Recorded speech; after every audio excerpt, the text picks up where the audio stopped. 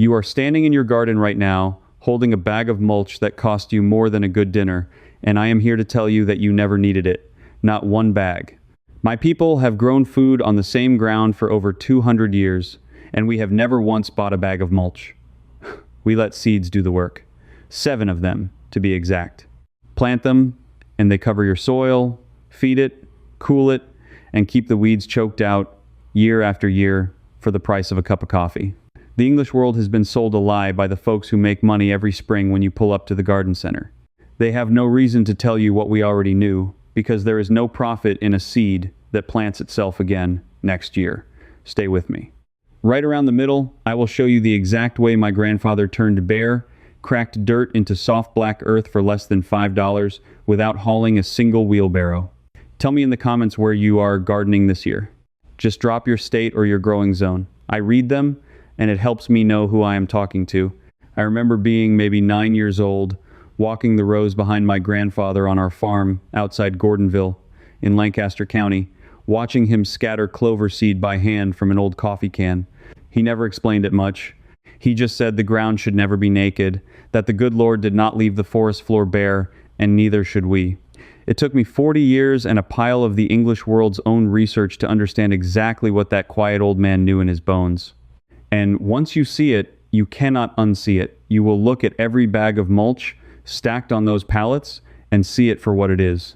A way to sell you every single year something the ground will grow for you for free. So let me hand this down to you the way it was handed down to me. Let us start with the one my grandfather scattered from that coffee can. Dutch white clover. Now, here is the strange part. Clover is not a mulch you spread. It is a mulch that is alive, growing low and thick right alongside your vegetables, covering every inch of bare soil so the sun never touches it. Think about why bare dirt is your enemy. When the sun beats down on naked soil, it bakes it hard, cooks the life out of the top inch, and every drop of water evaporates by noon. Weeds love that bare ground. Their seeds need light to wake up. But when Dutch white clover carpets the ground, it stays only 3 or 4 inches tall, it shades the soil, holds the moisture in, and the weed seeds underneath stay asleep in the dark. Here is what the old man knew that the seed companies will not put on the label. Clover pulls nitrogen right out of the air and puts it into your soil through little nodules on its roots. The researchers at the land-grant colleges have measured this. Dutch white clover can fix somewhere between 90 and 150 pounds of nitrogen per acre every year for free. That is the same nitrogen the English pay good money for in a plastic bag at the store. You sow it in early spring or early fall, about a quarter pound for every 1,000 square feet, just scattered over the top and raked in lightly. Water it, and in 2 to 3 weeks you have a living carpet. Walk your tomato rows, sow it in the paths, let it fill in around your squash. It comes back on its own, year after year, because it drops its own seed. But clover is slow to start, and I know some of you are thinking, that is fine for next year, but my weeds are winning right now. So let me tell you about the seed that works faster than anything the English sell in a bottle, buckwheat. And I want you to hear me on this one, because this is the seed that changed how I think about a bare bed in the middle of summer. You have got an empty patch. Maybe the peas came out, maybe a spot where nothing took. In 3 days, the weeds move in. But if you scatter buckwheat on that patch first, something remarkable happens. Buckwheat sprouts in 3 to 5 days, and within a week, it has thrown up broad leaves that shade the entire bed. It grows so fast and so thick that weed seedlings underneath simply give up. They cannot reach the light. The science here is called shading and competition, but there is more to it. Buckwheat is what the old-timers called a smother crop. Penn State's extension folks have written it plain. Buckwheat can go from seed to full canopy in about 4 weeks and reach flowering in around 6 weeks. Nothing else covers ground that fast. My father used to say buckwheat was the broom of the garden because it swept a dirty bed clean. Here is how you use it. Scatter the seed thick, about 2 to 3 pounds per 1,000 square feet, and rake it in. In 6 weeks, right when the white flowers open, you take a hoe or a string trimmer and you cut it down. You leave it lying right there on the soil. Now it becomes your mulch. It rots down soft and fast, and it feeds the ground. And here is the part the fertilizer sellers really do not want you to know. Buckwheat is a scavenger. Its roots reach down and pull up phosphorus that is locked in your soil. Phosphorus your vegetables cannot reach on their own. And when you chop that buckwheat down, All that phosphorus is released right at the surface where your next crop can use it. You bought phosphorus, you already had. The buckwheat just went and fetched it. But buckwheat dies with the first frost. It is a summer soldier. So what covers your ground through the long, cold months when the English gardens sit bare and gray and wash away in the winter rain? That is where the third seed comes in, and this one holds a secret in its very roots: crimson clover. Not the same as the little white clover from that coffee can. This one grows taller, and it throws up a flower so deep red it looks like a field on fire in the spring. Here is the question that stopped me cold when I first understood it. Why does bare winter soil turn to concrete by March? Because rain and snow pound it down all winter, and with nothing growing, nothing holds it open. The English call it compaction. They sell tools to fix it. But crimson clover fixes it for a few pennies of seed. You sow crimson clover in late summer or early fall, about a ½ pound per 1,000 square feet. It sprouts and grows a modest amount before winter, then it sits quiet through the cold, its roots holding the soil open like 1,000 tiny fingers. When spring comes, it explodes, and all winter long, it has been fixing nitrogen quietly in the frozen ground. The number here is what got my attention. The research shows crimson clover can fix 70 to 130 pounds of nitrogen per acre, and it does this while the store-bought fertilizer sits frozen in a bag in your shed, doing nothing.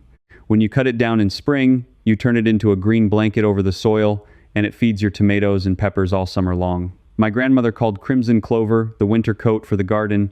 She was not wrong. But a coat only works if you have something underneath holding the heat. And there is one seed that does a job crimson clover cannot. It reaches deeper, and it fights the weeds with something more than shade. It fights them with chemistry. Winter rye.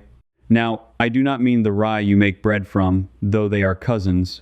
I mean cereal rye, the toughest cover you can put down, the one that laughs at the cold. Here is the surprising thing, and this is the kind of fact that makes you sit up.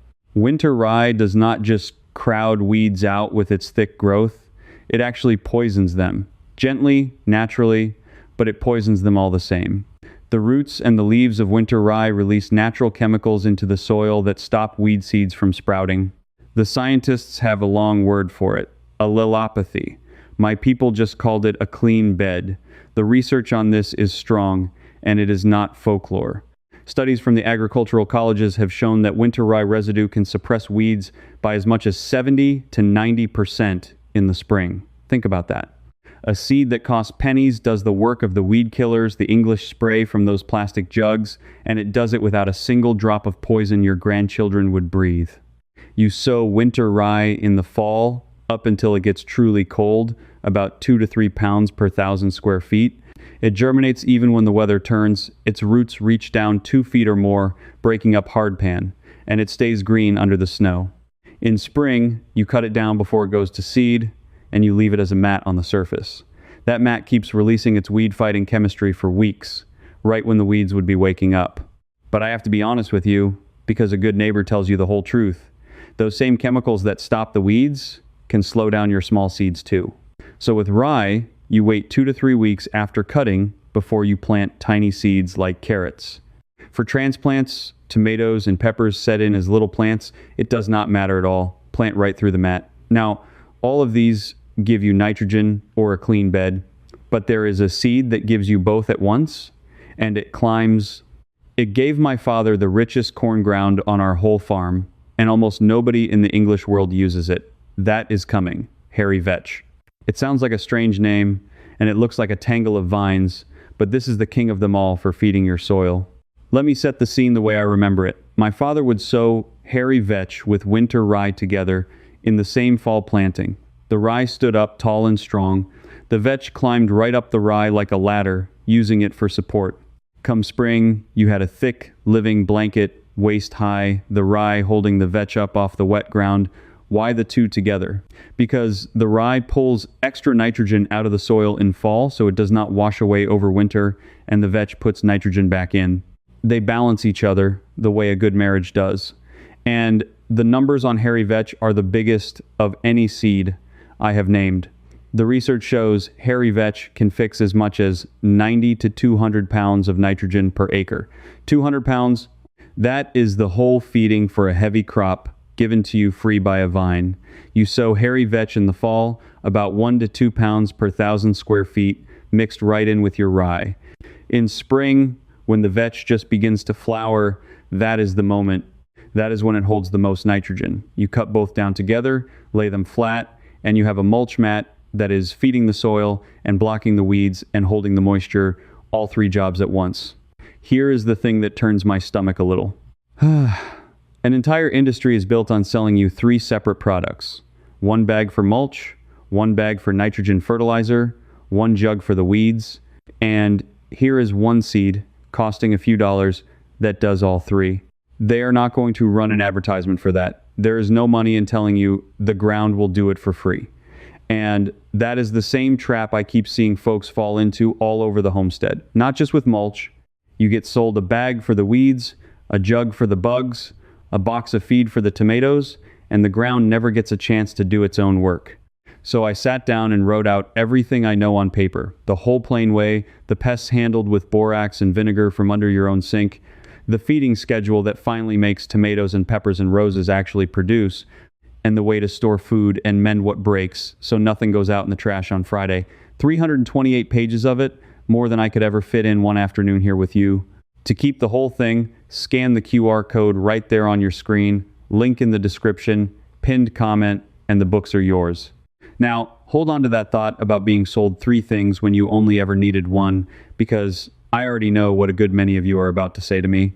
Now, I know exactly what some of you are thinking right about now, because I have heard it 100 times.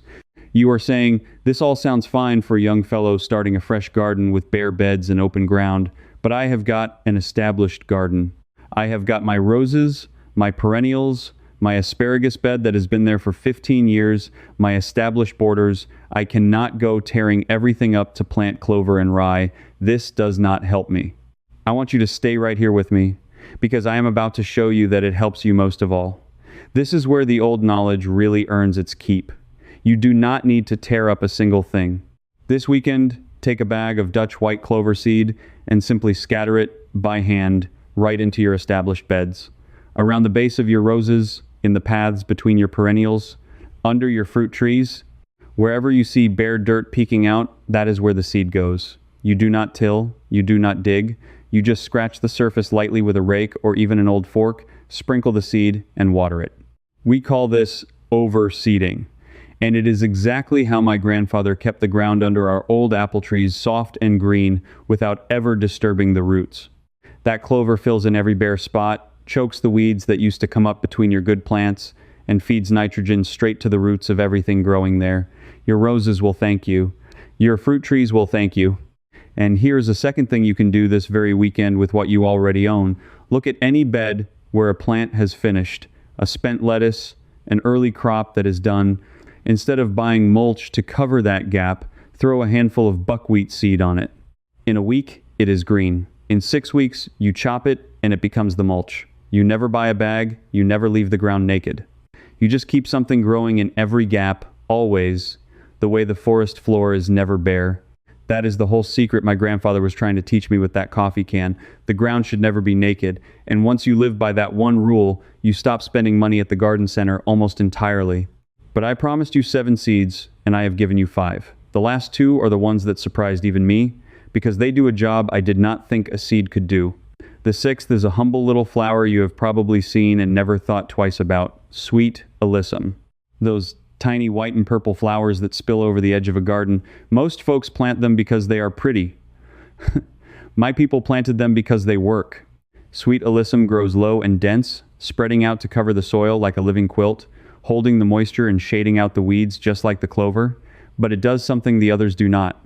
Those little flowers call in an army. They draw in the tiny beneficial insects, the ones that eat the aphids and the pests off your vegetables. The research from the extension folks out west has shown that beds bordered with sweet alyssum have far fewer aphids because the good bugs move in and clean house. So here you have a seed that mulches the ground and defends your crops at the same time. You scatter it in spring, thin and light, and it reseeds itself every year after that. You plant it once, and it keeps coming back tucking itself in around your vegetables like it belongs there. And the seventh seed is one that turns a problem into a gift in the very hardest part of summer, when even the tough covers wilt. That one I am saving for last, because it leads straight into the thing I most want to hand down to you. Field peas. Cow peas, some folks call them, the same family as the black-eyed peas your grandmother cooked. In the dead heat of July and August, when the spring covers have burned up and the ground bakes, cow peas thrive. They love the heat that kills everything else. They sprawl across the ground, covering it thick, and being a pea, they fix their own nitrogen too, somewhere around 100 pounds per acre in a good stand. You sow them in early summer, about 2 pounds per 1,000 square feet, in any bed that would otherwise sit empty and baking through the dog days. They hold that ground, feed it, and shade it right through the worst of the summer, and you can even eat some of the peas if you let a few pods mature. So there are your 7. Dutch white clover, buckwheat, crimson clover, winter rye, hairy vetch, sweet alyssum, and field peas. 7 seeds that, between them, cover every season in every corner of your garden and replace every bag of mulch you have ever hauled home. But knowing the seeds is only half of it. Now I am going to hand you the thing my grandfather did with them, the one method that pulls it all together, the secret that turned our dirt into that soft black earth I promised you. And I promise you, you have never heard it put this way. Here it is. The plain people never grew a cover crop just to plow it under. That is what the English farmers do, and it is where they go wrong. They till it into the ground, and the tilling burns up the very good it just made. My grandfather never plowed his covers under.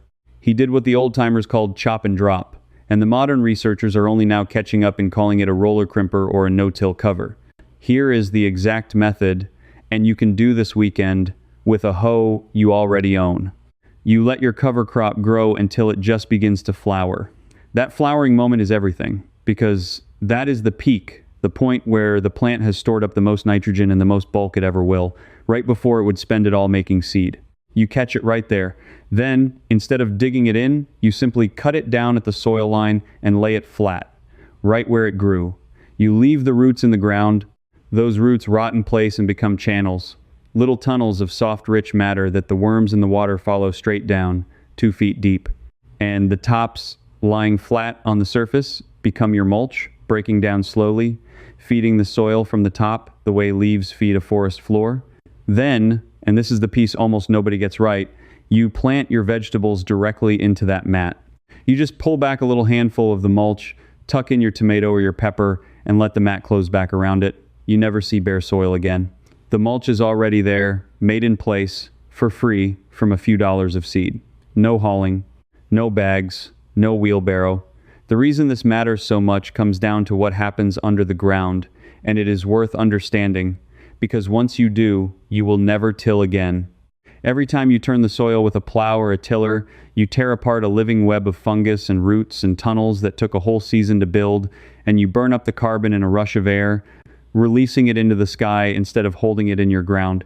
The Rodale Institute, out in Kutztown, Pennsylvania, not 40 miles from where I was raised, has run trials on this for decades. Their long-running research has shown that this no-till cover crop system builds soil that holds far more water and far more carbon than the tilled, store-bought way, and grows crops that stand up better in a drought. 40 miles from my boyhood home, the English scientists spent decades and a great deal of money proving what my grandfather did with a coffee can and a hoe. He did not have a study. He had his father and his father before him. The knowledge was never lost among the plain people. It was just buried out in the wider world under a mountain of bagged products somebody needed you to keep buying. Think of what that means for the bare bed you are looking at right now.